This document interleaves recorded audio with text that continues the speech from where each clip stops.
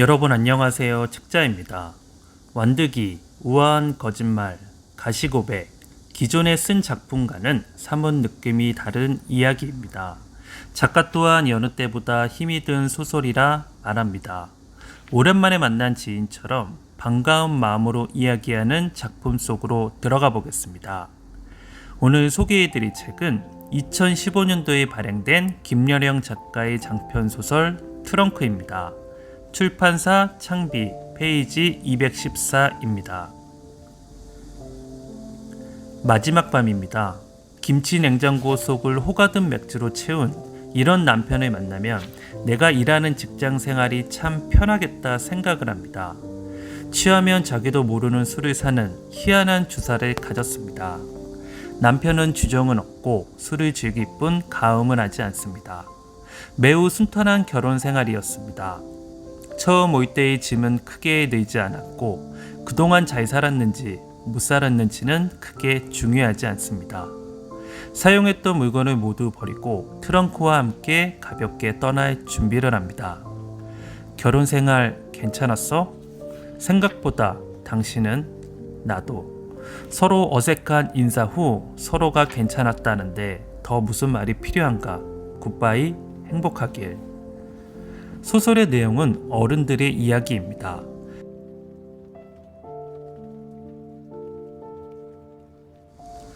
결혼정보업체 비밀 자회사인 NM, 새로운 결혼이라는 VIP팀 차장 노인지, 그녀는 VIP 회원을 상대로 기간제 결혼을 합니다.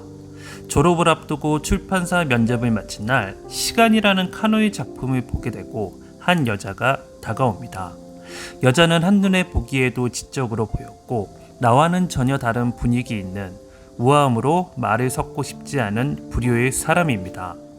내 앞에 내민 명함에는 스펙이 좋다는 선남선녀가 많다는 결혼정보회사, 크게 안도를 하며 정중하게 거절의 의사표시를 보내고 명함을 챙깁니다. 면접을 본 출판사에서 불합격 통지를 받고 결혼정보회사에 전화를 하게 됩니다. 급한 대로 다니다 다른 곳으로 이직할 생각을 합니다. 그 우아한 여자는 흔쾌하게 만나주었고 회사의 스카우터였던 사실을 알게 됩니다. 내가 생각했던 일과는 전혀 다른 기간제 배우자 일을 제안합니다. 체계적으로 변형된 성매매, 조금 다른 결혼을 하고 싶어하는 사람들, 단지 화류계 기질이 없이 예쁘다는 이유의 제안.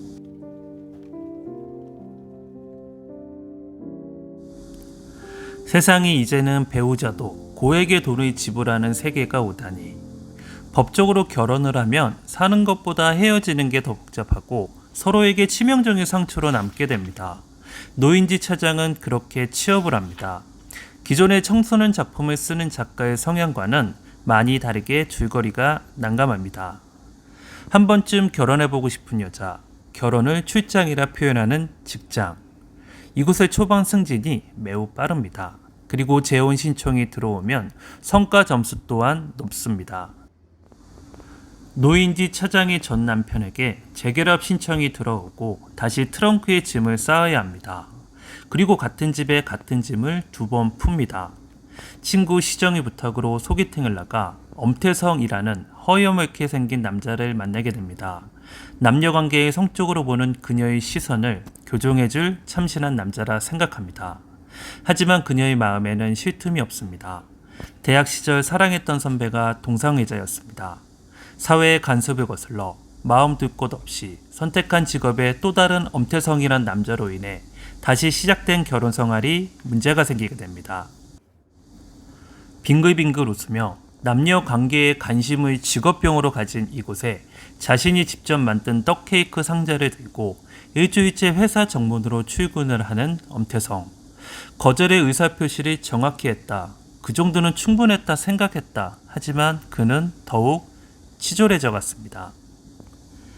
출장을 가기 전 부모님을 만나 챙겨준 밑반찬을 옆집에 있는 할머니에게 드리고 남편이 준비한 샴페인을 터뜨립니다. 누구냐고 물어도 대답이 없이 초인종이 울립니다. 대문이 열렸고 남편에게 가려 누군가 섰는데 얼굴이 보이지 않습니다. 남편이 몸을 돌려 나를 보았는데 순간 현기증이 났고 타인의 감정을 전혀 읽지 못하는 사람. 언제나 그렇듯 웃으며 나에게 인사를 합니다. 남편에게는 전에 소개팅했던 남자라 솔직하게 말합니다. 내가 해결해야 하는 남자고 숨막히는 저 남자를 지금 이 집에서 끝내야 합니다.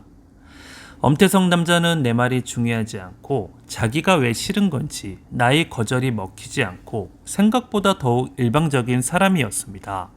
시간 끌 만큼 늦게 도착한 구조대는 순식간에 포악한 들깨를 포획하는 것처럼 엄태성을 끌고 갑니다. 당분간 그는 무용고자 신분으로 요양병원에서 지낼 것입니다. 세상이 이유 없이 난폭할 만큼 이들은 당신을 허락하지 않습니다. 이런 소란 또한 좋아하지 않습니다. 철저하게 회원들이 싫어하는 건 완벽하게 차단하는 것을 서비스로 생각합니다. 억울하겠지만 당신이 내가 제시한 합리적인 이유를 거절한 이유입니다. 남편과의 결혼 계약이 끝나는 날 절친인 시정과 함께 했던 친구 혜영이 10년 전에 죽기 전 도움을 받은 남자가 지금의 남편인 걸 알게 됩니다. 고등학교 때 삼총사였던 우리들, 성년의 자축 파티를 한 후 사라진 우리가 기다린 혜영은 장례식장 영정사진으로 만나게 됩니다.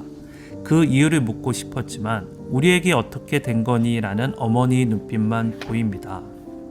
새벽에 혼자 나간 친구를 두고 이유도 모른 채 그렇게 잠만 잔 죄인들이 돼버렸습니다. 그것이 우리들을 충묵하게 만들었고 어머니는 사인에 대한 어떤 언급조차 하지 않았습니다. 너희들은 좀 더 슬퍼해야 돼. 이런 갑갑함은 혜영이만으로 벅찼고 요즘 들어 더욱 대문 뒤에 누가 서 있는 것만 같습니다. 그리고 얼마 후 남편의 도움으로 엄태성이라는 남자의 소식을 알게 되고 불법으로 납치되어 있는 엄태성을 풀어주게 됩니다. 30살, 5개의 결혼 반지. 아직 내게 사랑이 남을까? 별 아래 둘 수 있는 사람이었으면 좋은 별 아래 잘 마는 사람이었으면 좋겠다. 사랑으로 우는 사람이 없었으면 좋겠다. 나 때문에, 당신 때문에 내가 슬프지 않았으면 좋겠다. 남편과의 결혼 생활의 끝으로 노인지는 사표를 내기로 합니다. 나도 내가 예뻤던 그때로 돌아가자. 30대를 마치며 또 후회를 하고 싶지 않습니다. 내 삶을 구겨놓고 다녔던 이제는 미련 없이 트렁크를 버릴 결심하라는 날, 문 앞에는 엄태성이 나타나게 되고 소설은 끝이 납니다.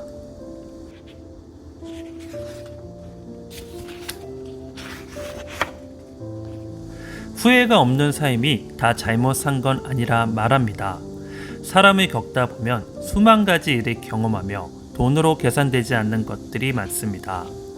일정 기간 원하는 형태의 결혼 생활을 주도적으로 할 수 있다는 이 소설의 발상은 굉장히 위험합니다. 우리의 인생이 있어 선택으로 인해 큰 변화 중 하나가 결혼이라 생각합니다. 현대사회의 결혼 형태를 보게 되면 연애, 출산, 육아를 포함해 매우 복잡합니다. 결혼이라는 제도와 우리 사회의 간섭에 대해 다시 한번 생각해 보게 됩니다. 영상은 여기까지입니다. 오늘도 시청해 주셔서 감사합니다. 줄거리를 포함한 리뷰가 마음에 드셨다면 좋아요, 구독 부탁드리겠습니다.